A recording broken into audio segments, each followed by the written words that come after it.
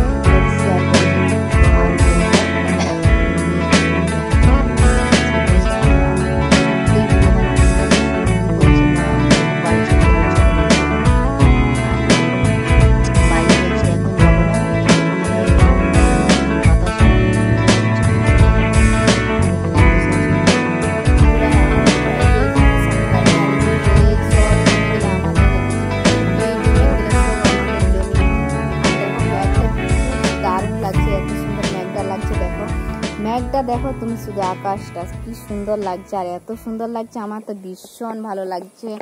আর ভীষণ সুন্দর লাগছে মেঘটা, খুব সুন্দর লাগছে মেঘটা। আর এখানে দেখো সব জমিনগুলা তোমাদেরকে শেয়ার করে দিলাম। আর অবশ্যই যদি ব্লগটা ভালো, এই ধানগুলা কদিন বাদে কাটা হবে বন্ধুরা। এই ধানগুলা ফলে গেছে ধান, তো এই কদিন বাদে কাটা হবে। তাই তোমাদেরকে তখন তো আর শেয়ার করতে পারবো না। তাই আমি আজকে ভাবলাম যে আজকে আমি তোমাদেরকে শেয়ার করতে পারবো। তো জমিনটাও দেখা গেলো। আর এখানে দেখো কত ঘাস হয়েছে, এই ঘাসগুলা হয়ে গেছে, দেখো বড় বড় ঘাস হয়ে গেছে, পুরা ধানের সমান গাছগুলা হয়ে গেছে ঘাসগুলা বন্ধুরা দেখো। আর অবশ্যই যদি ব্লগটা ভালো লাগে থাকে, অবশ্যই প্লিজ আমাকে সাপোর্ট করো।